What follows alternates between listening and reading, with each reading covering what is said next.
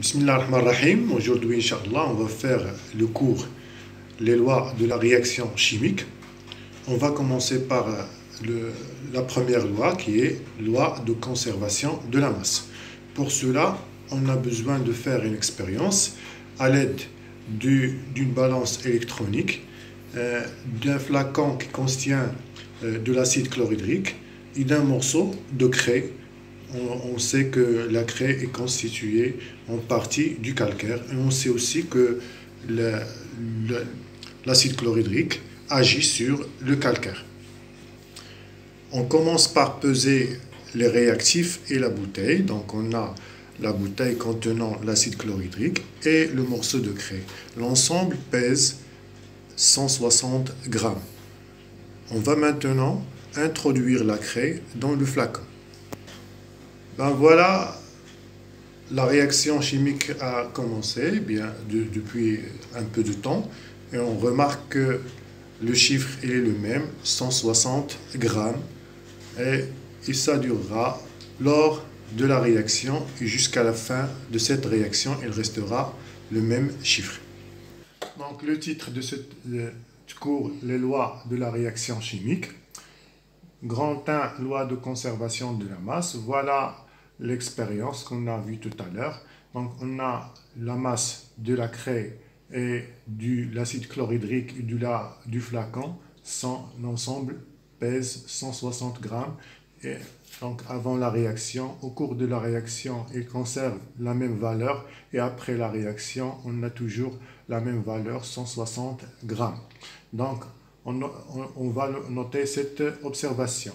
Donc on observe que la balance électronique affiche la même valeur avant, au cours et après la réaction. Donc, petit 3, conclusion. Au cours d'une réaction chimique, la somme des masses des réactifs disparus est égale à la somme des masses des produits formés. On parle donc de la loi de conservation de la masse. Passons maintenant au deuxième paragraphe, les lois de conservation des atomes. Donc, on va voir petit 1, observation. Au cours de la combustion du carbone, qu'on a vu déjà dans les leçons précédentes, dans le dioxygène, il se forme le dioxyde de carbone. Le bilan de cette réaction chimique s'écrit carbone plus dioxygène flèche dioxyde de carbone. Et on va modéliser le bilan de cette réaction par les sphères, les modèles moléculaires. Donc, on va modéliser le carbone par une sphère noire et l'oxygène par une sphère rouge. Le dioxygène se forme par deux atomes liés entre eux d'oxygène. Le produit, c'est le dioxyde de carbone. Si on fait le bilan des atomes constituant les réactifs, donc les atomes, le type d'atomes qui figurent dans les réactifs, c'est les atomes de carbone et les atomes d'oxygène. Dans le produit aussi, on a le type d'atome du carbone et l'atome d'oxygène. Maintenant, le nombre de chaque type. Dans les réactifs, on a un atome de carbone, on a aussi dans le produit un atome de carbone. Dans les réactifs, on a deux atomes d'oxygène. Donc aussi, on voit que dans le produit est formé aussi de deux atomes d'oxygène. Donc, on remarque bien que les atomes se sont conservés dans cette réaction, en type et en nombre. Donc, petit 2, remarque. On remarque que les réactifs et les produits sont constitués des mêmes types d'atomes et même nombre de chaque type d'atome. Donc, on a un réarrangement d'atomes, c'est-à-dire que les atomes, ce sont les liaisons constituant les molécules, ce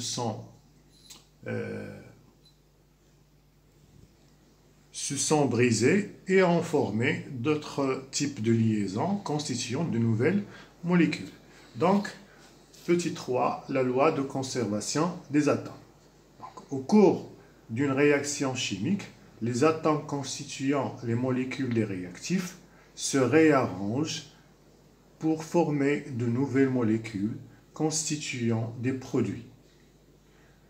Les molécules ne se sont pas conservées, mais les types et le nombre de chaque type d'atome se sont conservés.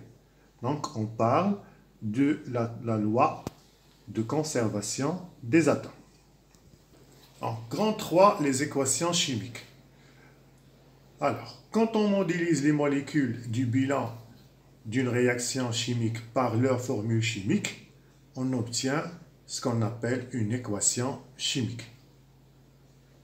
L'équation chimique doit être ajustée, c'est-à-dire équilibrée. Pour expliquer ce qu'on a déjà dit, donc on va voir quelques exemples pour bien comprendre le concept de l'équation chimique. Donc le premier exemple, c'est la combustion qu'on a vue tout à l'heure du carbone. Le bilan de cette réaction chimique s'écrit carbone plus dioxygène dans le dioxyde de carbone. La modélisation qu'on a vue tout à l'heure, donc un atome qui représentera le carbone et deux atomes liés entre eux qui représenteront le dioxygène et le dioxyde de carbone. Maintenant, on va passer à l'équation chimique. Donc, on va modéliser maintenant le carbone par sa formule chimique qui est C. Le dioxygène par sa formule chimique, ce qui est O2. Et le dioxyde de carbone par sa formule chimique qui est CO2. Ce qui donne l'équation chimique de la combustion du carbone.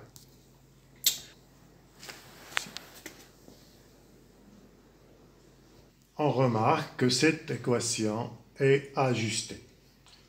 Le deuxième exemple, c'est la combustion du dihydrogène. Donc, lors de la combustion du dihydrogène, un seul produit se forme, c'est l'eau. On va voir cette réaction chimique en expérience. Alors, dans cette éprouvette, on a un mélange de dihydrogène et de dioxygène. Et là, on a une bougie allumée. Donc, il va approcher cette éprouvette de la flamme. Pardon.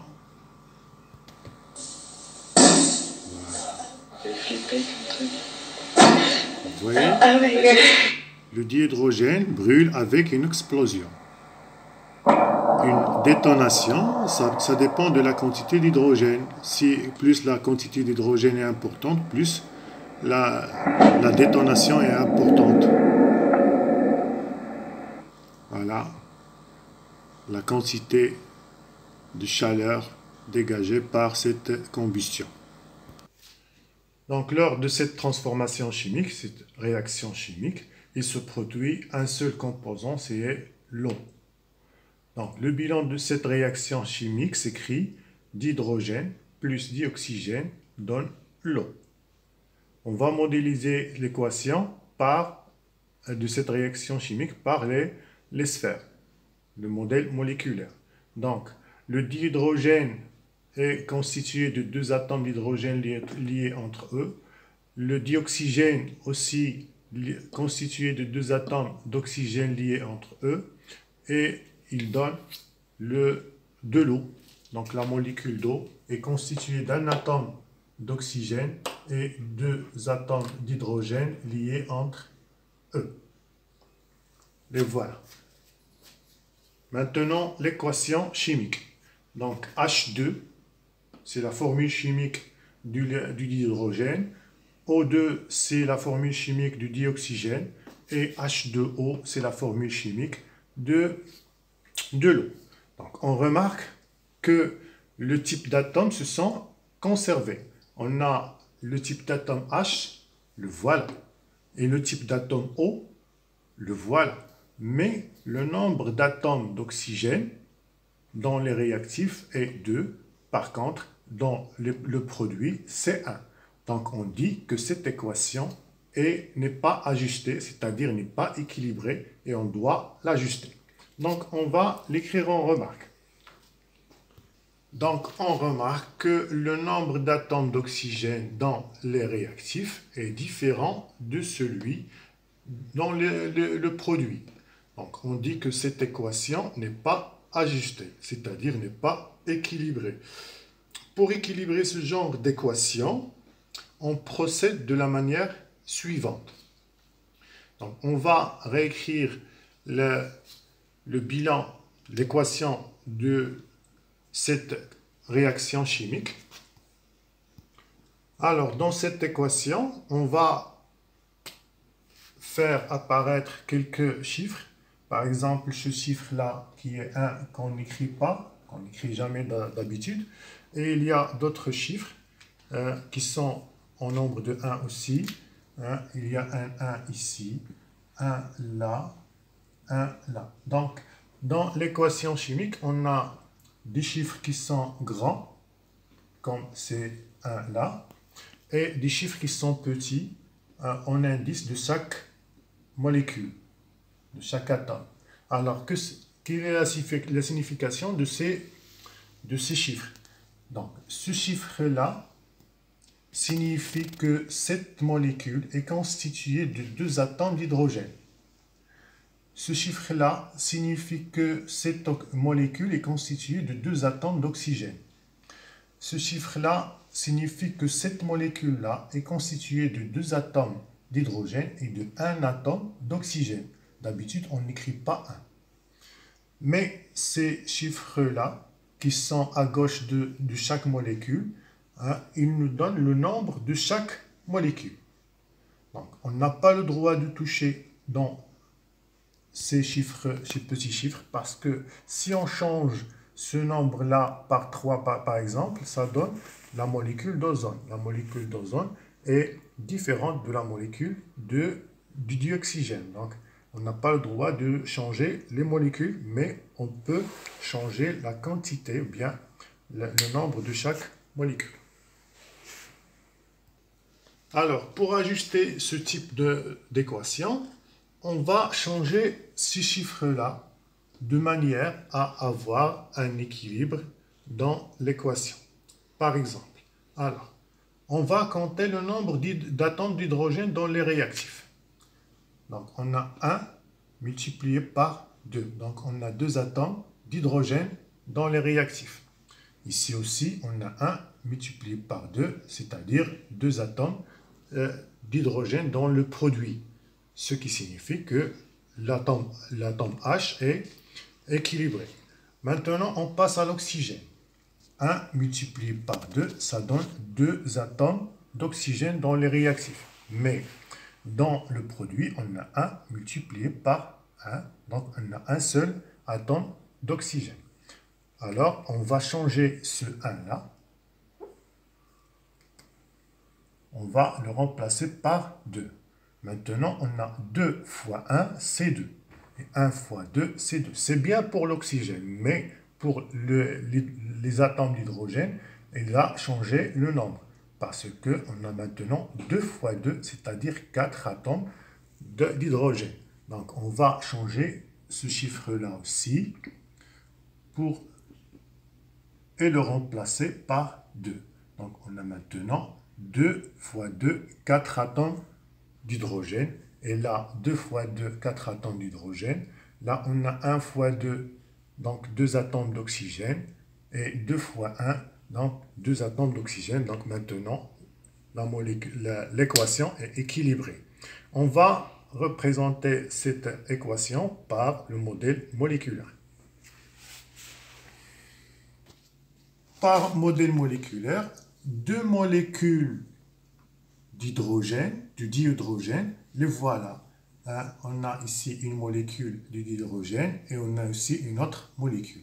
Ensemble, donc, on a 2 molécules de dihydrogène. Une molécule du dioxygène, la voilà. Et 2 molécules d'eau. Voilà. Alors, qu'est-ce qui se passe?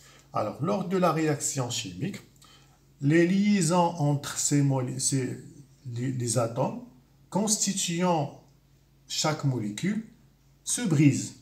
Voilà, ils se sont brisés. Là aussi, ces liaisons se brisent et forment de nouvelles liaisons pour former de nouvelles molécules.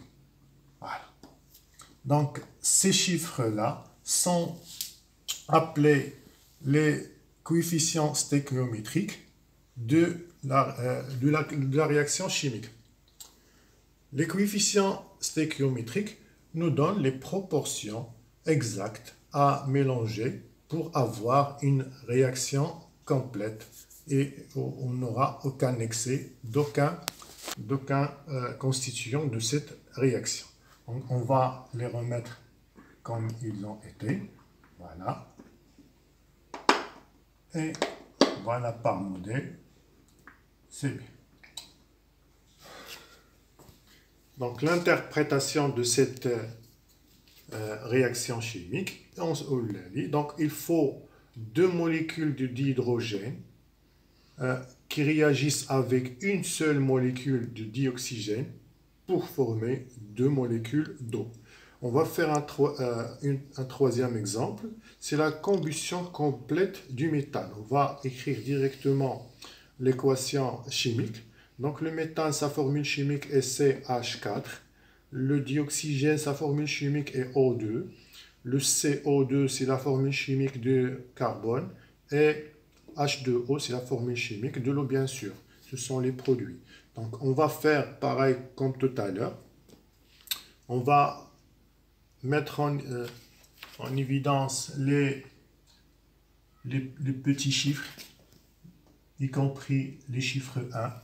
Et on va faire aussi les grands chiffres à gauche de chaque. Ce sont les coefficients stéchiométriques. Voilà. Et on va essayer d'ajuster cette équation qu'on voit bien qu'elle n'est pas ajustée. Par contre, par exemple, maintenant, pour les atomes d'hydrogène, on a ici 4 atomes d'hydrogène. Hein. Et dans les produits, on n'a que 2. L'oxygène aussi, on a ici 2 atomes d'oxygène. Et là, on a 2 et un atome aussi ici, donc 3. Donc cette équation n'est pas ajustée. Donc, on va d'abord commencer par les types d'atomes qui figurent dans une seule molécule, que ce soit dans les réactifs ou dans les produits. Et l'atome qui figure dans plusieurs molécules dans les réactifs ou bien dans les produits, on va le laisser le dernier. Par exemple, ici, on voit l'oxygène de le dioxyde de carbone et l'oxygène, l'atome d'oxygène dans l'eau. On va laisser l'ajustement de l'atome d'oxygène le dernier. Commençons par le carbone. Donc, on a combien ici d'atomes de carbone? On a 1 multiplié par 1. Donc, on a un atome de carbone.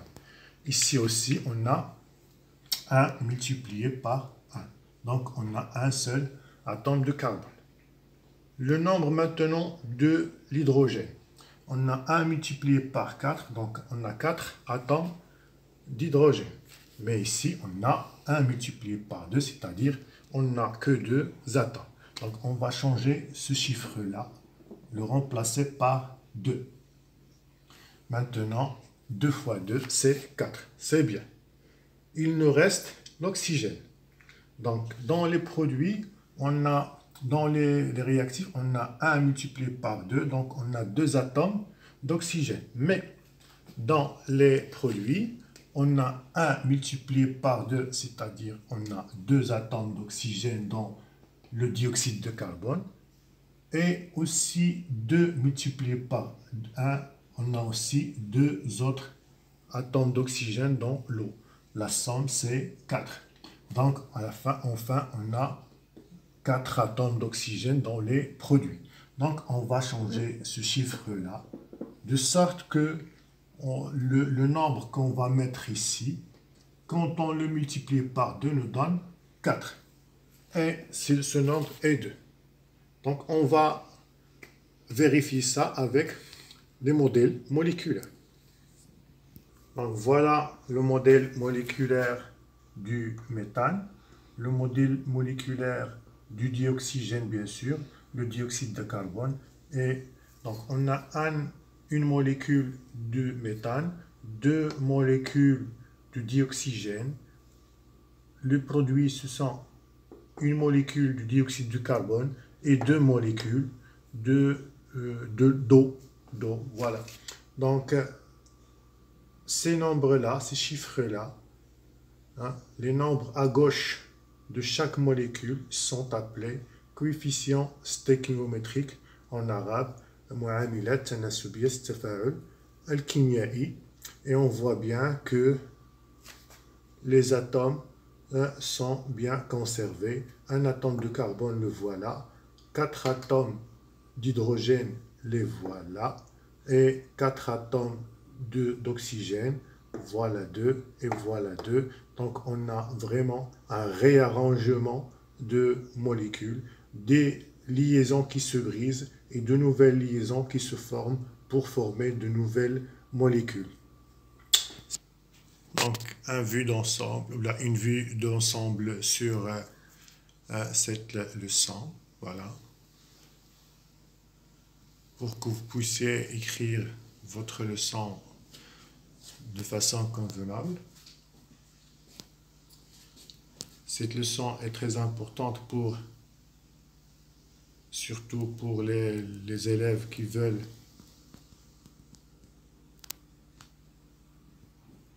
continuer sur leur étude dans le domaine scientifique parce que c'est très important pour la chimie surtout. Et on va voir dans la classe d'autres exemples pour mieux comprendre.